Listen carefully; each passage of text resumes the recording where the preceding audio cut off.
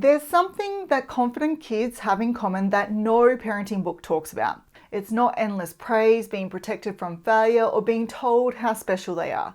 It's 4 specific things their parents do differently. Things so simple you'll wish you knew them sooner. The first one is stopping something that's quietly destroying your child's confidence. Something we all do without realizing it, and it looks a little like this. You're chatting with another parent and you casually mention that Sophie's such a picky eater or Jake's been so clingy lately. Now, this feels like harmless venting, but here's what we forget. Our little ones are right there, listening to every word, and they don't understand context the way we do. They just hear how we describe them. When you say Sophie's so picky, she hears I'm difficult with food. When you say Jake's being clingy, he doesn't hear your exhaustion. He hears I'm too much for mummy. And when you say, it's school holidays again, your child doesn't hear your stress about juggling everything. They hear mummy doesn't want me around and I'm the problem. And here's what happens next. These throwaway comments start becoming your child's internal soundtrack.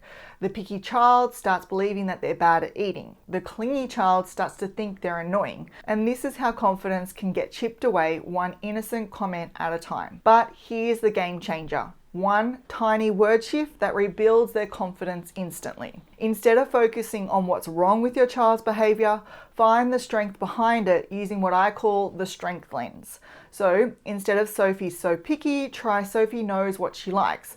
Instead of Jake's being clingy, try Jake loves spending time with me.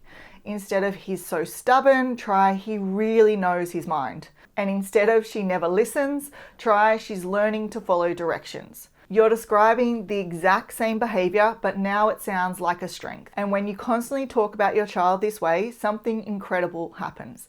They start believing these positive things about themselves. The child who loves spending time with mummy feels wanted and secure, and the child who knows his mind feels proud of their strong personality. And this is how you build genuine, lasting confidence, by giving your child positive beliefs about themselves that actually stick. Now, once you've mastered how to talk about your child, there's something else that either builds or destroys their confidence, and this one goes against every parental instinct you have. We rush in to rescue them from anything that looks challenging. Now, think about it. When your toddler is struggling to put on their shoes and you immediately jump in to help, what are you really teaching them? That they're not capable and they need you to succeed. But when you step back and let them figure it out, even if it takes forever or they get frustrated and don't get it right the first few times, you're building something far more valuable than their ability to put on their shoes. Because when your child finally succeeds after struggling, they learn something that no amount of help could ever teach them.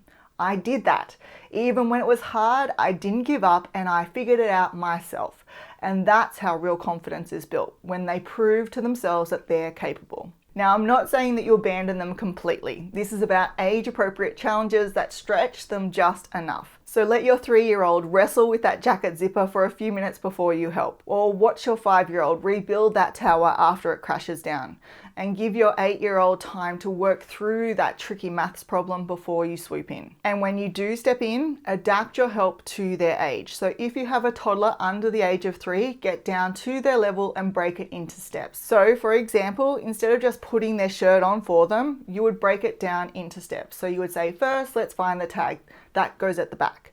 Now your head goes through the big hole, your arms go through these holes and pull it down. If your child is older than 3, then you would help them think it through with questions. So for example, if their shirt is inside out, instead of fixing it yourself, you might ask, your shirt's inside out. What do you think needs to happen? And then you would just let them think. And if they're still stuck, you would give a gentle hint, like, what happens when we turn things right side out? Now, when your child does finally succeed, so maybe they put their shirt on all by themselves, your instinct is going to be to celebrate, and you absolutely should. But how you celebrate can either build their confidence or accidentally chip it away. For example, your toddler just completed a puzzle and without thinking, you say, "You're so smart." Or maybe your 4-year-old showed you their drawing and you immediately responded with, "You're perfect." These phrases are so automatic for most of us and we don't even realize that we're saying them. But here's the problem. When you praise who your child is instead of what they did, you're accidentally teaching them that their worth depends on being smart or perfect all the time.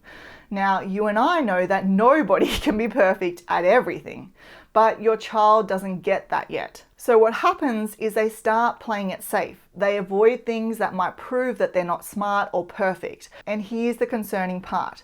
Every time they avoid a challenge to protect that label, they're missing out on the exact experience that build resilience, problem-solving skills, and confidence. And worse yet, they're quietly programming themselves to think, I can't handle this and I need to stay safe. And that's what actually erodes their confidence. Now, if you're sitting there thinking, oh no, I say these things all the time, please don't panic. You say these things because you love your kid and you want to build them up. The problem isn't your intention, it's that phrases like this one don't achieve what we hope it will. In fact, it's just one of 8 common expressions that do this. And in my free guide called 8 Parenting Phrases to Rethink and What to Say Instead, I break down all these well-meaning phrases and helpful alternatives, and you can grab it by clicking the link in the description. So what should you say instead of "you're so smart" or "you're perfect"?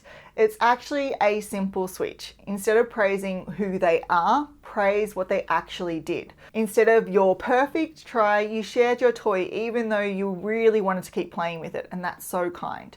And instead of "you're so clever," try "you came up with a creative way to solve that problem." When you do this, you're focusing on their actions, their effort, and their thinking process, all things that they have complete control over. And if you do this consistently, their whole approach to challenges changes. Instead of seeing challenges as proof that they're not smart enough, they start seeing them as normal parts of learning. For example, if your child faces something difficult like learning to ride a bike, they don't think smart kids should know how to do this already. Instead, they think, I can figure this out if I keep working at it. And over time, this builds real confidence as your child develops an inner voice that says, I can handle hard things, I find solutions, and I don't give up. And that's confidence that lasts a lifetime. Now, you're probably going to slip up and say, good job, you're so smart, or you're so clever sometimes. We all do. And when it happens, don't panic.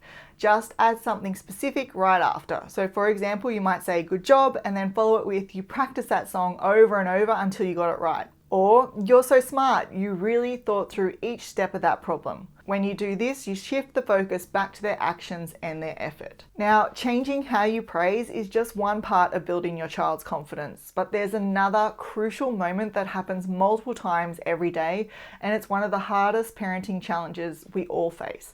It's how you respond when your child has big emotions. For example, you tell your little one it's time to leave the playground and they have a complete meltdown, and your instinct might be to say something like, stop crying, we'll come back tomorrow.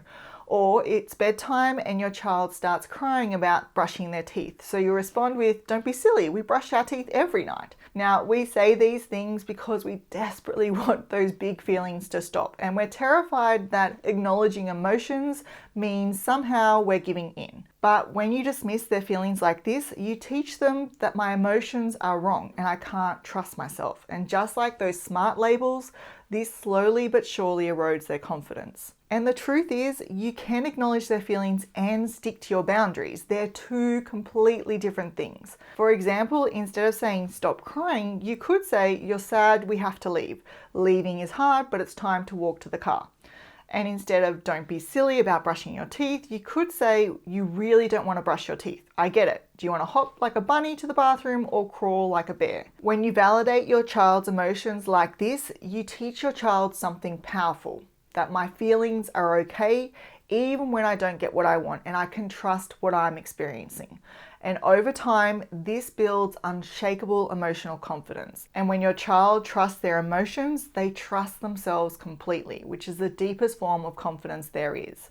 But that's not all. When children feel heard, they're actually more likely to cooperate, which can be extremely helpful when you need them to brush their teeth, get dressed, or clean up their toys. But again, this doesn't mean they're going to cooperate every single time. They're kids with their own big feelings and stubborn moments. And in those moments, when they won't put on their shoes or have dinner or have a complete meltdown over the smallest request, that's when you need a different approach.